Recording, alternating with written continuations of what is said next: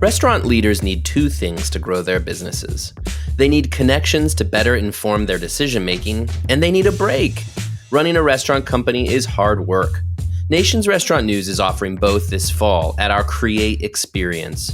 Held October 1st through 3rd in beautiful Palm Springs, California, the Create Experience promises to be an unforgettable 3 days for growth-minded restaurateurs.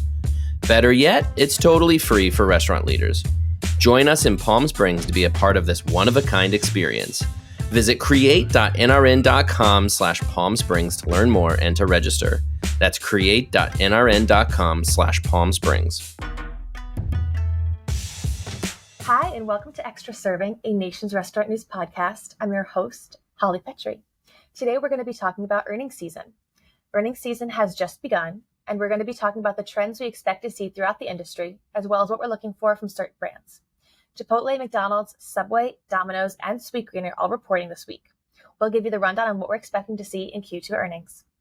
Also, we're going to be talking about Chick-fil-A's new prototypes. One new prototype looks a lot like the Taco Bell Defy location, which was a massive success for the brand. The other is a walk-up concept similar to Chipotle's walk-up windows across the country. Will Chick-fil-A be able to get away with the same kind of publicity as Taco Bell? And how will the walk-up windows affect customers' experience? This week's guests are Kat and Landon Eccles of Clean Juice. We have two guests this week, so that's really fun. Now it's time to introduce my lovely co-hosts. I'm Sam Okus, Editor-in-Chief of Nation's Restaurant News. And I'm Leanne Zinsmeister, Managing Editor of Nation's Restaurant News. So how are you guys doing today? Oh, just dandy. Pretty good. It's a little hot outside, and if I'm saying it's a little hot outside, then it's actually like boiling. Well, if there's one thing that we all share geographically, because I love to insult you guys in your New York status, but there is one thing we share, which is that we are all in the northern half of a country and have been spared from the heat dome. However, it is on its way, and the heat dome is going to get us. And having lived in the South for 13 years, I thought I had escaped it, but I did not. It's coming for me. I fear this one may be my fault, as I have recently traveled to both Texas and Arizona, two hot places that had record-breaking heat while I was there. Yeah. And now I'm back in New York for the foreseeable future, and oh no, it's going to be like 104. Leanne, so, I think I've told you this already, but you take too much vacation, and I think this is a sign, so Should we start adding that to the permanent agenda on the Sam knocks Leanne? Where in the world is Leanne right now, and why isn't she helping me? That's what we should say. Yep. Well, California's also seen really hot heat, and we have Create in Palm Springs, so we're going to have to hope that the heat dies down. That's actually the next trip I have booked is our little Palm Springs adventure. So I don't know if I'm helping there. So everybody can just sit maybe we should do some of our talks at the pool, Sam. Well, yeah, there are poolside cabanas that could be arranged. But listen, don't get your hopes too high, because my one time in Palm Springs, which, by the way, for those of you who are not aware of Palm Springs, it's the California one. There is no Palm Springs in Florida for everybody who thinks Palm Beach is Palm Springs. They're different. They're on different coasts. Palm Springs, California, also not on a beach. Heard that once recently from somebody. It's in the middle of the desert. And I say all this because it has like one rainy day a year. And I experienced it the one day I was there earlier this year. It rained. So I'm not going to assume anything just yet. But yes, we will be in Palm Springs October 1st through 3rd. I am told the weather should be sunny and roughly 85 to 90 degrees at that time of year. Yep. So knock on all the wood we got, and hopefully they don't get a second day of rain for the year while we're there. But it should be beautiful.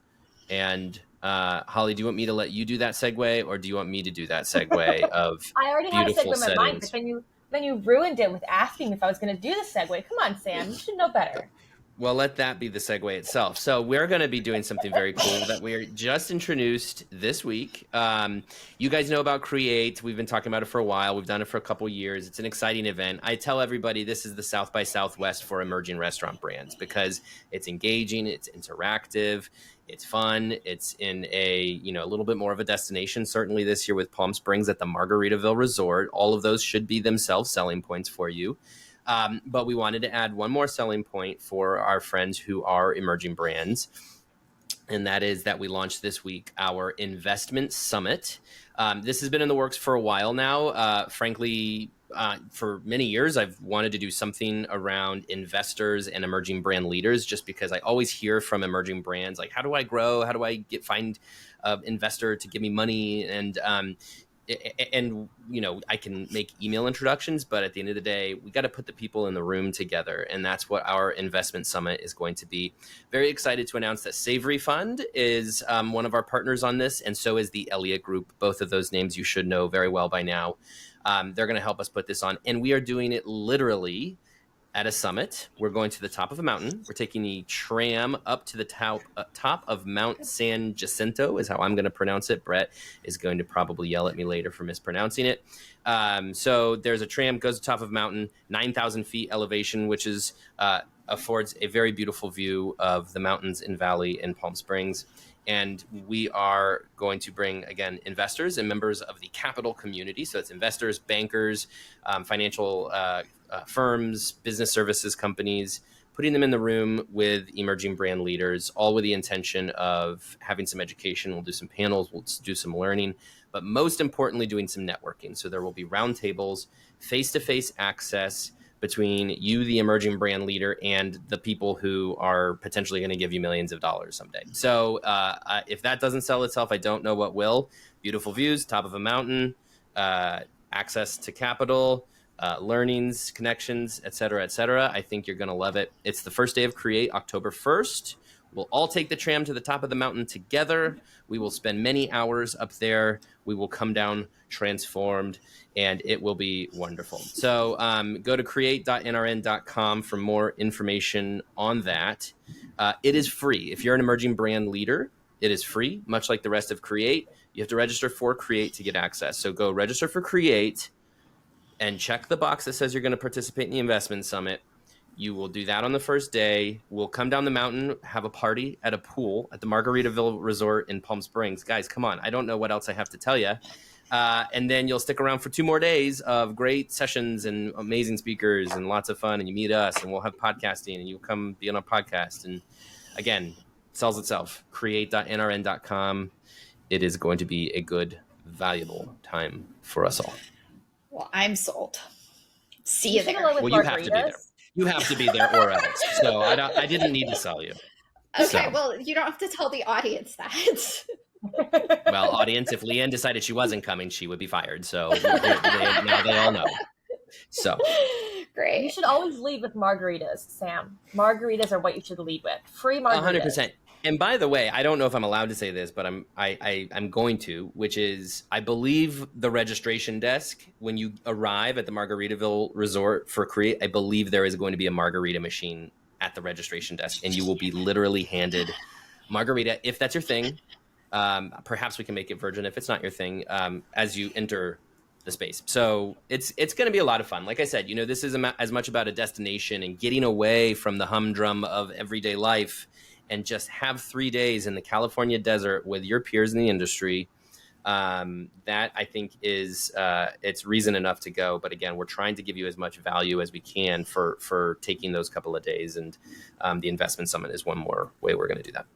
I'm very excited for the Investment Summit because I love learning new brands that we've never heard before. And I feel like we're going to hear a lot of really new, interesting brands at the Investor Summit.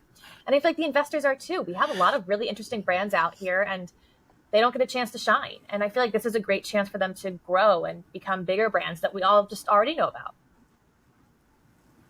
For sure. And by the way, you know, we speak with a lot of emerging brands, mostly because if you want to see what the direction of the restaurant industry is, look at these emerging brands that are led by these entrepreneurs who are trying to change things up. And when we say emerging, we don't really put a number on that. That could be anywhere from like 2 to 200 locations. Or even much, much higher. Really what we mean by emerging is we mean typically a younger brand, maybe more of a regional brand, but with aspirations for big time growth. And that's what makes you emerging. And so if you've got a creative concept, if you are in that category of someone who we're keeping the Investment Summit to 100 locations or less. So that's the demographic we're shooting for. So if you have less than 100 locations, if you're maybe smaller regional kind of brand for now, but you do have those big aspirations, the Investment Summit could be your launch pad that you've been looking for. So again, don't miss this opportunity to come be a part of it. I mean, I'm sold, and I also have to be there. So you're selling? No, I don't want you there. There? I don't want Holly there. Holly's not going to be there. I'm trying to sell this thing, Holly, to other people, so I got to keep you away from it. Oh, well. I'm coming anyways. Yep. You're going to pay for my flight, so we'll see. We'll see. All right, so we don't have any news from emerging restaurants this week, but we do have some of the really big guys that have made news. I mean, we have earnings week is starting this week. It started with Domino's. And as Alicia called it in a recent article, it's like Christmas time for us. So it's really exciting to get started with earnings season and kind of predict what we think is going to happen. Q1 was amazing for restaurants. They saw really big numbers, but that's because it lapped a really bad time in the restaurant industry. So Q2 is kind of going to be more of a normal comparison to last year than it is to this year. And we're not going to see these huge jumps. I mean, Domino's reported 0.1% same-store sales increases, but we also know that Domino's has been struggling. So what do you guys think we can expect to see from this earnings, and what have we kind of already seen? I'm still really intrigued by the year-over-year changes here. June of 22 is actually when inflation and gas prices both hit their like all-time highs. And those are the numbers that we're starting to see here. A year ago, I think, was a scarier time in the restaurant industry, but restaurants pulled it off. I feel like we were bracing ourselves for some sort of impact that never came, which is great. And now expectations are sky high because the economy has sort of leveled off and restaurants' big achievements aren't as impressive anymore. Chipotle, for example, reported Wednesday night. They had a good quarter. I mean, on face value, like nothing alarming in the numbers, but they missed expectations. Our Chipotle writer, Alicia Kelso, posted a screenshot of their like stock value tanking like during the earnings call just because they had a great quarter, but they missed the mark. Something interesting about Chipotle right now is that they are talking about raising menu prices again, something that I think we all thought we were getting away from. I mean, some restaurants have started talking about lowering menu prices now that we're away from the worst of the inflation and everything. But Chipotle is still seeing markups on things like tortillas. And so they're talking about going back to menu price increases, which is interesting because they were one of the first restaurant brands to raise menu prices, a year and a half, 2 years ago. So it'll be interesting to see if that is the way of the industry, if Chipotle follows through on that or if there's pushback. So Chipotle is an interesting one to keep an eye on. Like I said, I mean, they had a 7.4% jump in same-store sales. So there is nothing to be concerned about with Chipotle. It's just that they didn't go up as much as people thought they might. Elsewhere, we're really just getting started with earnings. Domino's reported a so-so quarter, but so-so for Domino's right now is pretty good. They're going to get more interesting as time goes on because they've got this new deal with Uber Eats. So in coming quarters, we'll be looking at how that's going. But for now, Domino's is hanging in there, and that's good enough. McDonald's reported Thursday morning they saw a huge traffic spike from the Grimace Shake, which I don't think is surprising. We talk all the time about McDonald's marketing campaigns, and somehow they keep getting like more and more traffic from these things. I mean, we had that cactus box Cactus plant flea market. Thank you. I don't know, months or a year ago, and it was like record-breaking traffic, and now they had the Grimace Shake and it was record-breaking traffic. So McDonald's just like continues on their successful marketing role. And we've got lots of brands still to report. By the time the podcast comes out, we'll have heard from Texas Roadhouse, Sweetgreen, and then we'll have even more companies reporting next week and probably the week after. So we're really just at the beginning of this thing. But there are already some interesting storylines and I think interesting things to come out of this season. Yeah, and if we take a step back and just look at the economy more broadly, yesterday We heard that the Fed is going to increase interest rates again, which actually kind of surprised me because, the word on the street for the last several weeks has been inflation is cooling. We finally got inflation under control. But the Fed, I think, just wants to do dagger in the heart here. So they're going to increase interest rates again. And just go for it. But the good news is that, yes, inflation is cooling. And the other good news is that the Fed also said they do not expect a recession at this point. So it looks like we were all managed to dodge the recession bullet while also, for the most part, kind of getting over the hump on inflation. And that will have an effect, more of a long-term effect. Q2 is not going to be reflective of that, but Q3 might be, just because as inflation cools, we should expect to see that perhaps customers will start going back to restaurants, spending more money. Traffic might be up again.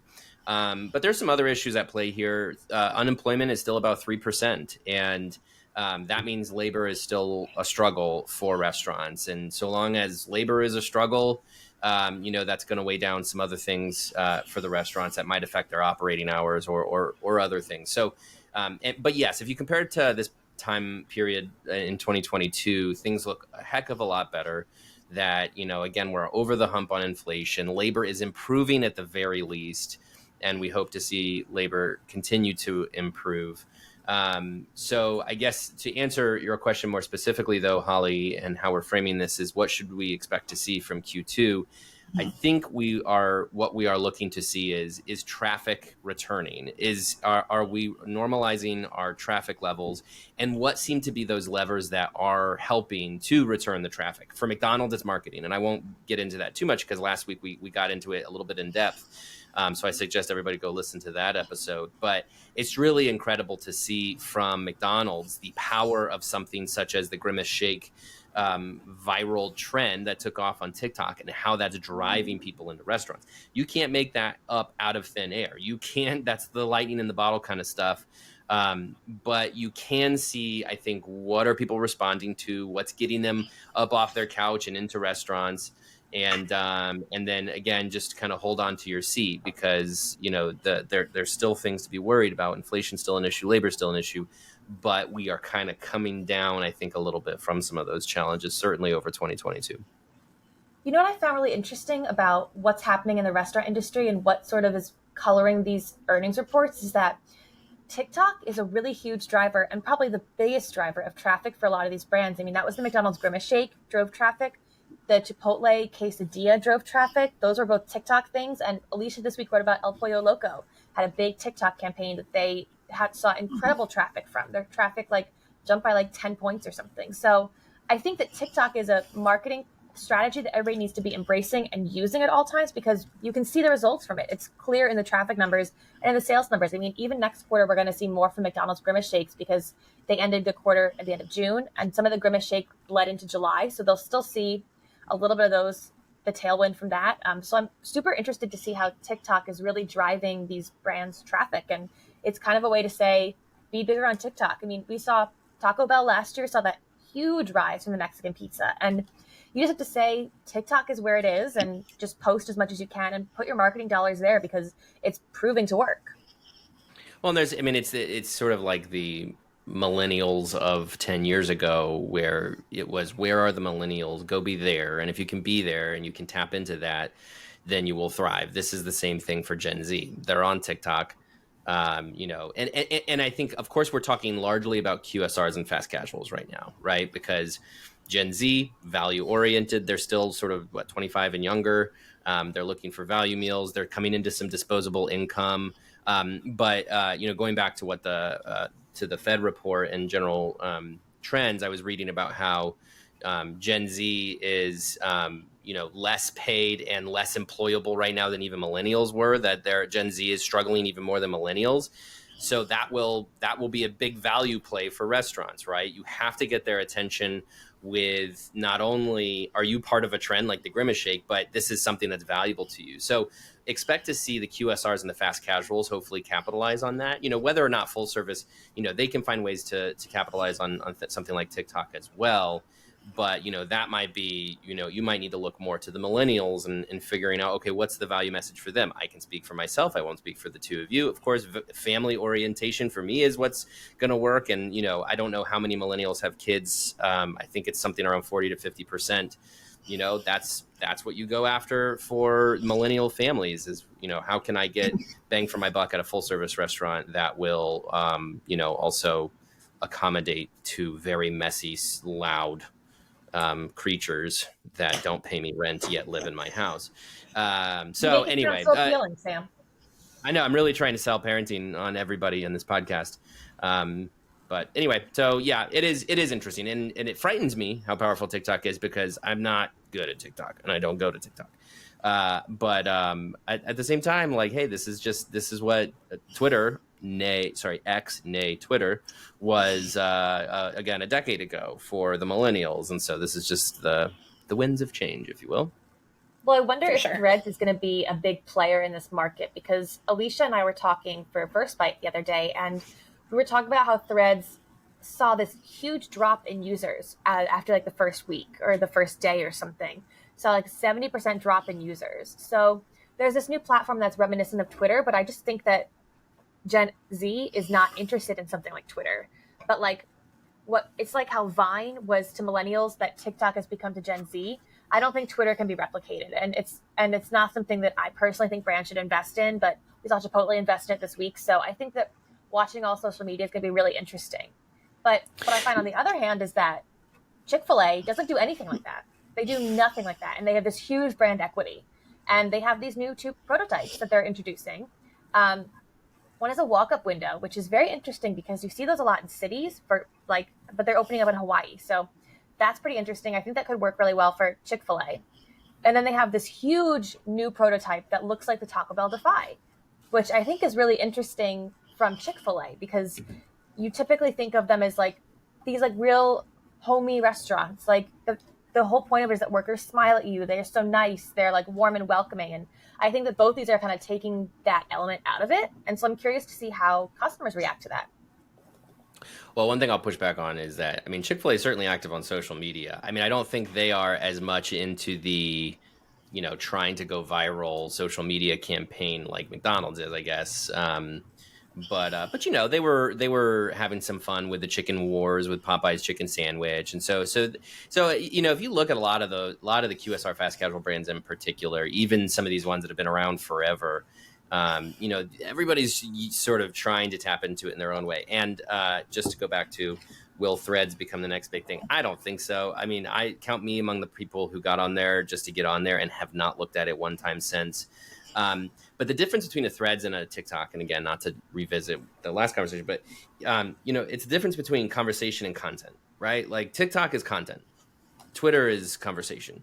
Of course, there's, overlap in there too. And that TikTok people seem to have conversations on that. I think, I don't know, Twitter, you can share content on that too. But Twitter is where you go to be on the sort of the pulse of what is happening right now, what's going on with our world. And there's a way to leverage that. TikTok is, how are we going to be creative with content? How are we, doing audio, video on our product? And that's a billboard for your brand. So that's where I think TikTok really thrives for the industry. And since Threads is more the conversation element, it remains to be seen if that will take off. But going back to your specific point about Chick-fil-A, it's really interesting to see this for sure. But for all of you who are my fellow suburbanites who have been to many a Chick-fil-A drive-through, just how insane this place is and how much, I swear to you, this is like air traffic control. When you come into a Chick-fil-A drive-through, I'm saying this for the sake of you New Yorkers who only walk to your places and don't go through drive-throughs, Holly, especially for you who's been through exactly one drive-through in your life. Chick-fil-A drive-throughs, including the one right by my house. When you come onto the plot, it's mayhem. Good mayhem, and credit to Chick-fil-A. They are literally air traffic control. They are like, you go here, this way. But we're talking, you got to drive like 2 times around the building to get into the right lane. There's like 3 lanes, and it's, I go this way, you go this way. Here's the window. Okay, over here, somebody's with a tablet ready to take your order. It's mayhem. And so what I'm really interested in with this new prototype they've announced this week, which looks like the Taco Bell Defy, is how much this could solve for a lot of that, because it seems there's a lot of wayfinding involved, as Alicia wrote about, that part of their challenge really is just helping the customer who drives onto the plot figure out what to do, because these things have got to be easy. People choose fast food restaurants so that it's not stressful, not difficult, not a complicated situation. It is easy, convenient, quick, right? And Chick-fil-A, because of the massive amount of success they've had, unfortunately, it's to their detriment, because it makes their drive-thrus a little bit all the opposite of all those things. So I'm really interested to see this, because it's like, okay, could it make, simplify, where do I drive? How do I get my food? How do I order? I think it could really do that. On top of, I saw somebody on LinkedIn, somebody said something about it being like a floating restaurant. And I like that concept, because like a floating restaurant is almost like, again, a billboard for your brand, because you're elevating the restaurant. And so you can start to see these restaurants a little bit better, and you don't need that, sign that extends 100 feet up into the air to say to everybody on the highway what you're all about. But to your point, Holly, how much are they removing the people out of this? Because it sounds like they're going to be using some of these pneumatic tube situations, much like Taco Bell Defy and Wendy's recently announced. And there is a removing the hospitality piece of that, removing the human being. And Chick-fil-A has always been all about that human component. So this is a recognition from them. I think that they've got to make their real estate less chaotic, more efficient, more simple, accommodating what is often like 10 cars in the drive-thru at least at a time, if not way more. But, TBD on how can they still maintain that hospitality that they're known for.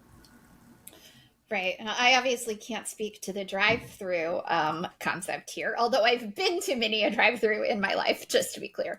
But you have your drive-through bona fide still, driver. Sure. Yes. Allow it. However, I can speak to the walk-up concept, which they are in fact testing here in New York City, which I think is the perfect place for such a test.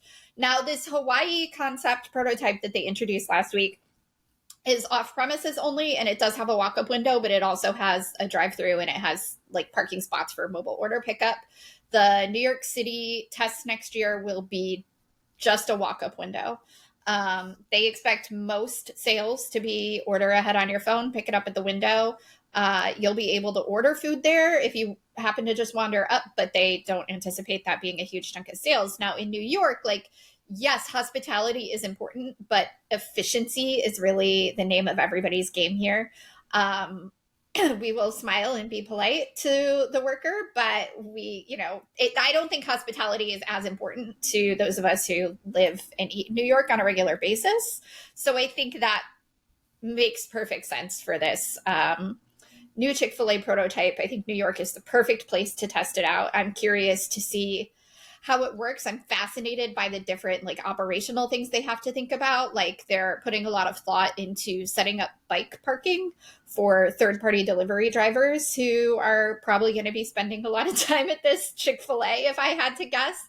I'm curious to see the logistics of how this is going to work, but I'm super intrigued. We've seen some walk-up windows at other concepts. Chipotle has been putting them in at locations that are near college campuses, where maybe a lot of people don't have cars. But I don't know that I've seen many walk-up only restaurant concepts without a full dining room and everything. So I'm curious to see how it actually takes place. I'm curious to see how the test goes in New York. Now, the drive-through concept is being tested in Metro Atlanta, and that's intentional because headquarters is in Atlanta, and they want to be able to lend corporate support as much as possible. So I'm curious to see how it goes doing a prototype test further away from HQ. But I can't think of a better place to test a concept like that than New York City. And then I'm curious to see if other concepts follow suit. I think the first walk-up window, I could be wrong, but I think the first walk-up window was the Taco Bell walk-up window in one of the Yankees bars. The bar itself has literally a window into the Taco Bell next door that you can order food at, and that's been there for a long time. So I feel like that may have been the first walk-up window. That's just my guess. Wasn't that part of like a full Taco Bell thing though? Like you could also get it from the window in the bar. But yeah. It's a Taco Bell cantina, but you can order in the window while you're drinking at the bar. And then you can just walk right up to... watched you do it. I know how it works. I've seen it in action. But I think that's a really interesting thought. Like maybe they could have windows for like in the one, like maybe Yum Brands can do that because they have all of these different brands that they often keep together. And maybe they could do a window where, you know, you could get your KFC, but you could also get something else. Like you could have a little bit of this, a little bit of that. I think that could be an interesting thing to work out in the future. Like we've backed our way into the co-branding concept of the 2000s. Like my suburban hometown, Holly, had literally a Taco Bell Pizza Hut, so you could go get a quesadilla and a side of breadsticks, or a pizza and a side of nachos. I think you've just discovered what's old is new again. I think so. And I mean, to Holly's point, like co-branding is getting trendy again. We're seeing more and more of it with like Focus Brands, for example. But it is like an older concept that is returning. But I think if you put the window in between, it could be interesting that like you can pre-order something and then get something else, and you could have a little bit of everything in your meal. You could order for the whole family and not have to go between the stores. I think that could be a cool idea. Just spitballing here. Sam has nothing to say. I'm not going to entertain your ideas, Holly. I don't want to know what's going on in your head sometimes. I thought that was a pretty good idea. Oh, I did have... Okay, so I feel like we're done talking about this, so I'm going to bring up my news. I did have Wingstop for the first time this week, and that was pretty exciting. Okay. It was pretty good. Yeah, I could use some more sauce. I feel like we've talked about this before, but it feels like we need to have a segment, which is what restaurant is Holly discovering this week?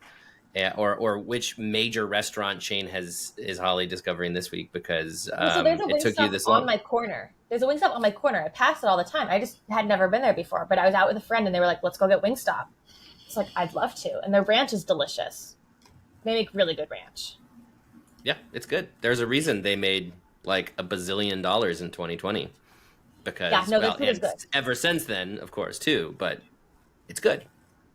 The food is very good. I give it a good mark. So I may order it again. I mean, I did order Taco Bell for lunch today and it's on its way right now, but maybe I'll go back to Wingstop at some point. I'm sure your review means everything to them. You know what? I bet it does. I bet it means something. All right. Well, thank you guys for joining me. And I'm going to turn it over to Brett Thorne, who interviewed Kat and Landon Eccles from Clean Juice. So thanks for joining me, guys.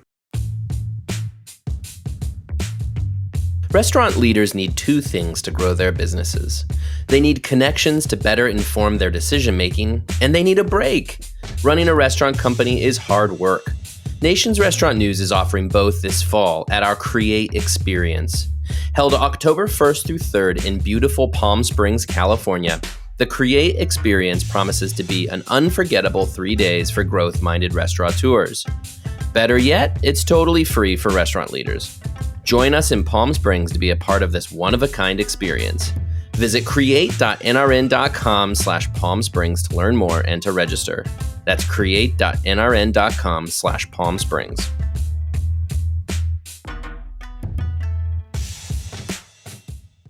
Why don't you talk our audience through your menu? Yeah, so when we opened in 2015, we started with juices, smoothies, and acai bowls, and that was, our main menu offering. We just had kind of those three categories, and then as we grew and we're opening new stores, we knew that people wanted, maybe not just a smoothie, but a little something to eat with it. So we added toasts a couple years in. So we had avocado toast, which is, it's a sign of the times at this point. So we launched our avocado toast, which is still one of our best sellers, an almond butter toast, a hummus toast. And then really every year after that, we started adding menu categories. So we added salads, which we would call greenwell bowls at the time, but now we call them salads. We added wraps the following year, and then sandwiches the year after that. So now we have a pretty big menu, a pretty wide offering that we're always working on, and we're always trying to keep fresh and new, but we really want to make sure that we have something for everybody. And that was kind of our main point. We found that we were pigeonholing ourselves a little bit with the juices and smoothies and acai bowls, I always like to reference like my dad, like, my dad's not ever probably going to have a green juice or even a smoothie, but he'll go in and get a buffalo chicken sandwich and be really happy, and we can kind of go to the same place. So we've really grown our menu to have offerings for more people, and just to stay relevant with the times, as I think food and center of the plate is really important. But you are mostly franchised, right? You have like what, 10, 11 company-owned locations, something like that? Yep, exactly. That's right. And then the rest 10 are or 11, just curious. right now, I think it's 11. Okay. And how many franchise locations? We have about, I'd say 115 or so. Okay. And so being mostly franchised, you keep adding to the menu. Does that makes it operationally more complex? How do you and your franchisees cope with that? I think our operators are ready to just dig in with what we have. So I think we're all focused on that. I think that we always try to balance just creativity and innovation and new things with trying to keep the operator in mind. So I think that the last few years have just been so chaotic for everybody on every level that I think everybody just wants a little bit of peace. So I think, I don't see us adding any new categories or lots of new products. I think we'll just tweak what we have and keep kind of messing with our current SKUs. But it's definitely a balance that we all have to find. Yeah, when we add a new category, we try not to add new SKUs with it. So we talk a lot about Mexican food, which is kind of interesting because we're a juice bar. But when you go to get Mexican food, there's tacos and burritos and enchilada, and there's so many different things, but they use like 10 ingredients to make everything, right? That's just different shapes. Yeah. So we talk a lot about that, and how do we make sure that we're offering maybe a new taste profile, but we're using the same SKUs that we're already bringing in. For example, we have, I'm sure we're going to talk about this, but we have our $6 summer menu, right? We know that folks right now, especially with inflation and rising costs and just a bunch of different, issues that are happening in the economy, people are certainly, focused on wallet and spending. So, how do we come up with a menu that's only $6 across the nation? We're not bringing in new SKUs for it. We're using things that we already have sourced. How do we create this menu? And so it's exactly what we did. So what is on that menu? What can I get for $6? Yeah, you can get, we have a variety of things. We didn't want to just do one category. So, we have some more of the kind of lighter things. We thought for summer, lemonades would be great. So they're on there. We have some coffee products that are on there. We have a few smoothies that are on there. And then we even had some food items that are on there, like a cheesy wrap and some other things. Mm-hmm. Well, that's quite a discount because your juices are not cheap because they're cold pressed fresh juices, right? Yep. Mm-hmm. Yeah. So we don't have any cold pressed juices on the menu, but we do have some smoothies and some lemonades and things like that. So, not the cold pressed juice on there because, like you said, they are, cold pressed and, they're just a little bit more expensive to create. But some of the other menu items, you certainly get that kind of refreshment, cold smoothie, cold lemonade type of a thing. And as I understand it, you've given your franchisees more options about how to do their cold pressed juices, right? They can do it in-house or they can have it done for them. Is that right? So we switched late last year, we switched to a centralized HPP product. So before that, we were doing cold pressing in the back of all of our locations. And obviously there's a lot of operational burden there. There's some food safety, things we wanted to look at, and consistency of product and just, the ability to have stocked coolers all the time. So it was probably time to make that change. So we found a great company out in California that's a huge farm where they grow a lot of what we put into our juices. Everything else they source in, and then they pick it right there on the farm, press our juices, and then ship them out. So that was a big change for the system. But we definitely sleep better at night knowing that the product is much safer, cleaner. It tastes great. It's really fresh because it's picked right from the farm and then bottled versus having to go through a supply chain. So overall it's been a change, but it's been great. So HPP, in case people don't know, is high pressure pasteurization. Is that right? Yes. Yeah, it's high pressure processing. So it's not, so pasteurization, it's a little bit of a different animal. Typically, when you're talking about pasteurization, you're talking about some kind of heating element. With HPP, you're high pressure processing. So you are putting the juice through a processing mechanism, but there's no heat. And the benefit to that is that the juice is still organic, it's still cold pressed. It goes into this pressure machine. And what it does is simply this big vat fills up with water, and it has tubes that have the juices in it. And it creates just a ton of pressure where if there was any harmful bacteria that could be in there, it can't live under that pressure. So it dies. And so that's how we're able to get a longer shelf life. And that's how we're still able to get the nutrient quality in the HPP juices that we had before in the raw juices, because they're not using heat at all to make those juices. Just as if they were doing it in each location, but more efficiently and with more consistency, I'm guessing. That's exactly right. Yep. Still cold pressed, because that's what we did at the locations before. But kind of as we grow over 100 units, we're definitely having some consistency issues. We're having some just stocking it, right? If they sold, let's say an operator made 10 bottles of our orange juice in the morning. Well, somebody could come in and buy all 10, and then for them to get the juice back on the shelf, they have to go through the whole process of remaking it. And it was really, honestly, our owner's biggest gripe was that they had to kind of run this mini manufacturing facility in the back of their restaurant, and then, their juice bar up front. And so we went through this process of centralizing it. Now, if they run out of juices, all they have to do is order through Sysco. It's shipped into them, and it comes the next day. And how does the cost differ from juicing it in-house to having it done for you and then shipped to you?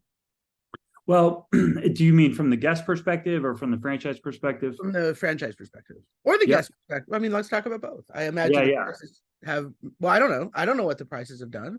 Maybe they've also gone up. There is a thing called inflation that's been happening. Yeah, that's exactly right. So that was one of the biggest things that we looked at. We used to offer a 16-ounce juice, but most of the times our guests would say that that's kind of a lot of juice to drink. And the industry standard was around a 12-ounce juice. So we shifted down to a 12-ounce juice. But that actually allowed us to lower our cost to the guest. So rather than increasing our price to the guests, we lowered the cost on most of the SKUs. So in most stores, you're going to find that our lemonade juices are $7.95.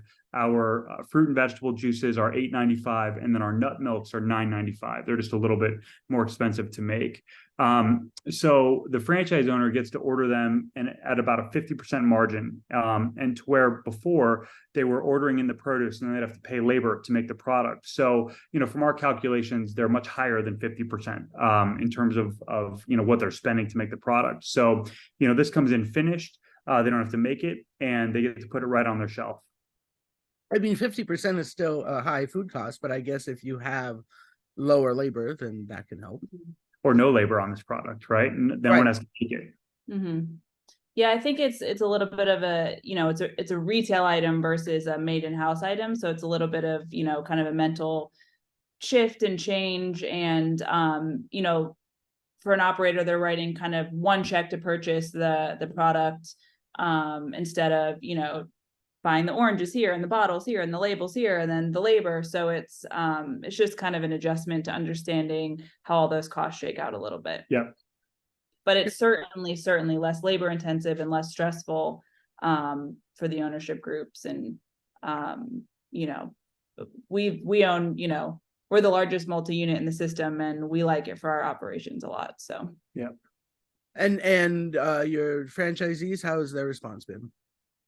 I think it's been a little bit of a mixed bag. I think that, owners who can wrap their head around the math and kind of see, especially multi-unit owners where, let's say they had 4 stores and they have a cold presser that quits at one store. Well, they'd have to send that person to another store. And that was just overbearing, I think, just in terms of trying to operate a location. So I think that, some owners, they absolutely love it. Most owners say that they would never go back. And so I think that that's the proof in the pudding, right? Given the option, would you go back to make it in-house? And the majority of them say absolutely not. The one thing is, of course, everyone wants lower food costs. And that's something that we're working through with our supply chain right now. And we're hoping to have a great update on that coming out here pretty soon. Oh, I'm looking forward to that. Yeah. So what would you say these days is Clean Juice's point of distinction from all the other 10 million juice brands out there? Yeah, I think the big one is that we're the only national certified organic juice chain. So when you look at some of the other players that are out there, from our perspective, we believe that we use the best ingredients, highest quality. No one's certified organic like we are. We don't add sugar to anything. So if you want kind of the cleanest, best product, there really isn't a competitor out there that matches us on a national scale. There's some good kind of local competitors here and there in different markets that do a great job, but from a national perspective, when a guest walks into a Clean Juice, whether they're in California or Florida or North Carolina, they know that they're getting a certified organic product that doesn't have anything in it besides what's on the menu. So we're really transparent around what we serve. And, we just wanted to serve the healthiest kind of best products. We know that people who are seeking out juices and smoothies are doing it because they're trying to make a health conscious decision. And so, of course, not everyone drinks juices and smoothies. So we added some food items that we believe are very healthy as well, that are organic. And so, that's really the big differentiation for us. Have you had difficulty sourcing organic products over the past 3 years? You might have heard about supply chain challenges. Yeah, I mean, I don't think that organic has been hit, differently than the entire industry, though. It is, there are less organic products than there are conventional products. So I would say that, we've all faced a lot of sourcing challenges. I can't say that we've faced, worse challenges, although some items are certainly harder to come by. But I can't, with all the different operators that are out there, we've all kind of been in the supply chain challenge boat. And so, we've all been dealing with it. I would say that, we do have a national account with Sysco. And so we work through with them, to make sure that our supplies get to all of our stores. And it's never perfect. It never is, but we're working every day to try to make it better. And have your customers been accepting of that generally? Like our guests? Sometimes you're out of stuff. Yeah, I think so. I think that I think early on, yeah. Right. Like right after COVID, people were very accepting. I think that, as we move past COVID, perhaps guests are maybe a little less accepting. And so, but at the same time, supply chain's getting better. So I think it's all kind of coming around at the same time. I was talking to some restaurant operator friends who are always baffled when they tell a customer that they're out of something. And the customers are like, oh, I'm angry. Like, how is that helpful to anybody? Like, right. You are out. We can't do anything about it. Yeah. Sorry. Work out your anger against somebody else. Yeah, exactly. So you are now 8 years old, Clean Juice, right? Were founded in 2015? Yes, that's right. What did you have in mind when you got Clean Juice started? When we started Clean Juice, we really just wanted to open something that we believed in, something that was truly healthy, something where our guests could come in and they know that they were in a place that they could trust, because we were, using the best quality ingredients, and we weren't trying to tell them it was a healthy product and then, add a bunch of turbinado or whatever else, other sweetener that, other brands might use. And so for us, we just wanted to offer something that people could really get behind, and a place where they could truly trust for health. And that's what we did when we got started. And from our perspective, we opened the first one, went great. We opened a few more corporate locations, they went great. People kept coming in and asking us, hey, is this a franchise, or would you guys consider franchising it? Is this a franchise location? And so it's funny, we didn't set out to franchise. I always say that franchising kind of found us. So we learned about it, and we thought that it could be a great opportunity to grow the brand with franchisees. And so we went that route. And so, I never thought that we'd have this amount of stores in 8 years, but at the same time, I don't think a lot of us kind of planned, what the last, several years have held for any of us. So, it's been great. Of course there's been challenges, but when we set out, we just really wanted to open something that was truly healthy and something that guests could really get behind and really be guest centric and community centric. And I feel like, we've done a good job with that. Cool. So you now have a robust menu You're not planning on adding any new categories for a little while. So what are your plans for the next, I don't know, year, 18 months, whatever? Yeah. Well, we've got some fun stuff coming out in the fall. We're going to be offering more of a coffee line. So, we've kind of toyed around with that in the past, but I think that with what we're going to be launching here, I think it's going to go over really, really well. Because coffee is one of those items where it's one of the most sprayed crops in the world. In fact, I think it is the most sprayed crops. And when I say sprayed, I mean with pesticides and things like that, right? Herbicides.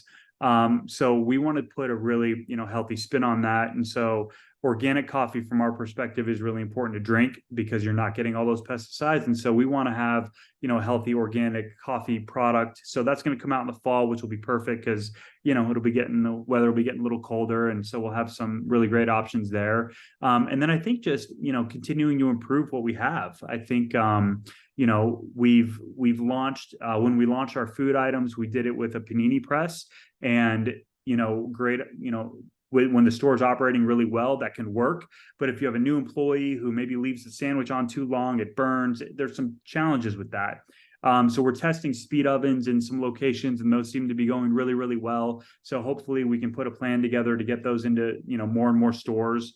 But really, I would say to you at the end of the day, it's how do we make sure the guest is happy when they leave Clean Juice, and that's always priority number one, because happy guests come back and they come back more often, and then that's better sales, and better sales lead to better profitability. So it really, for us, it's always about the guest and how do we get them to keep coming back into Clean Juice. So coffee, that's a big category. That's exciting. And it's funny when the idea of clean juice is the idea of healthy, and often people, try to find something bad about coffee, but they've been trying for 500 years and nothing's really stuck.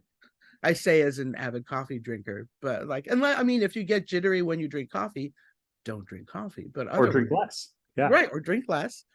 How about energy drinks? Have you guys played around with energy drinks at all? That's super trendy.